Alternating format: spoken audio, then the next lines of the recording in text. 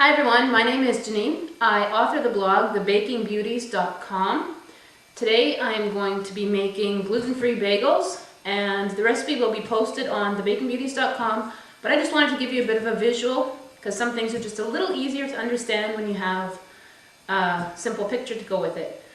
This recipe really does not take long to put together. It actually takes about as long as making a loaf of bread.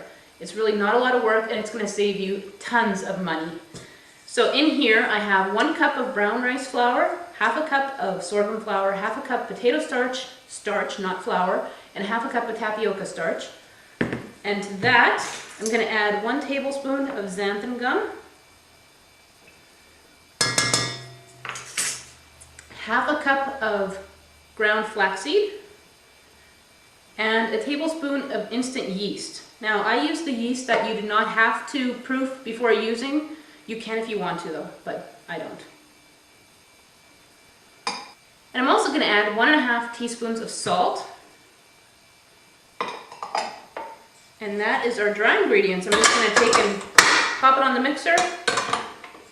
Use the paddle attachment. Mix it up just to get all of our dry ingredients mixed together. Keep in mind these bagels are gluten-free, but they're also dairy-free and egg-free. So they're good for a lot of specialty diets.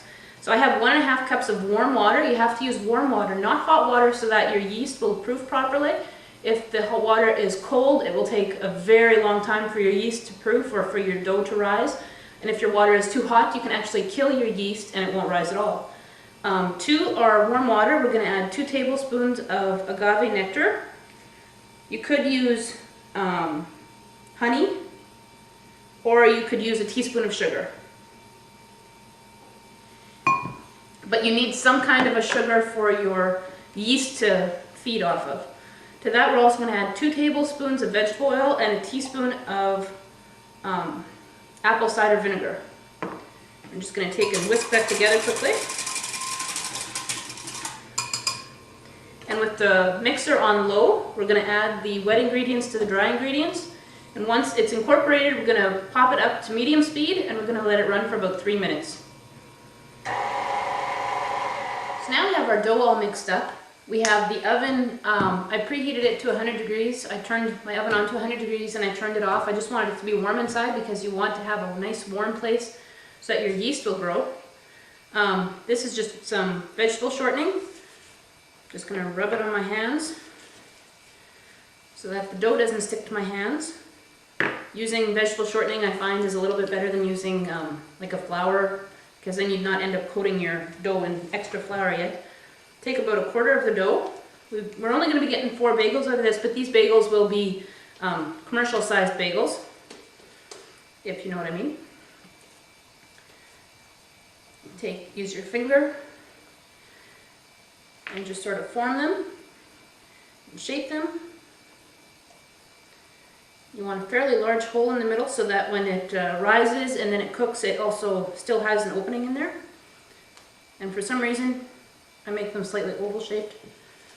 Put them down on a parchment lined baking sheet. And you just repeat until you have all 4 of them formed. Once you have all 4 of them formed, you place them in the oven, which has been turned off. It's just warm in there, it's not hot. You put them in the oven and you let them rise for about 35 to 45 minutes until they're really big and puffy.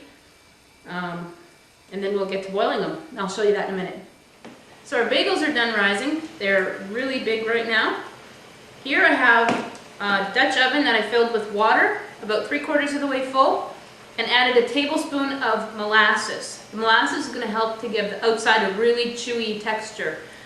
You want it really, really boiling. You don't want it just simmering. You want it really boiling. And now we're just going to pick up our, ooh, he's got big. Pick up our bagel. You can handle it. And carefully place it in the water. You want to boil it for 30 seconds on each side. And once I have them, this is going to boil for 30 seconds. I'm going to flip it. It's going to boil another 30. I'm going to lift it out with the slotted spoon.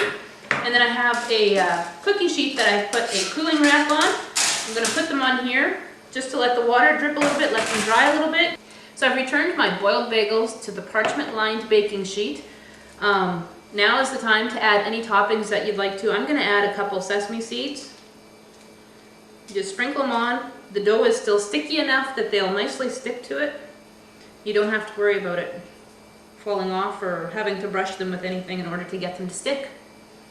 So now these are ready to go into a 400-degree oven for 20 to 25 minutes until they're nice and golden brown. So after about 25 minutes in the oven at 400 degrees, we end up with these beautiful bagels. Yes, there are 4, they just don't all fit on the plate. You end up with 4 large bagels. They're like the size of your hand. They make a great sandwich. They make a great breakfast. It's best to let them cool before cutting them, but I cut this one when it's still warm. All you need to do is slather it with some honey or some butter, and you're set. Now, to make sure they're as good the next day, pop them in the microwave for about 20 seconds or so, and they'll be just like fresh. There's really no reason to pay $8 or up to $8 I've seen for 4 bagels. Making these bagels is really no harder than making a loaf of bread. Remember, you can find the recipe at thebakingbeauties.com.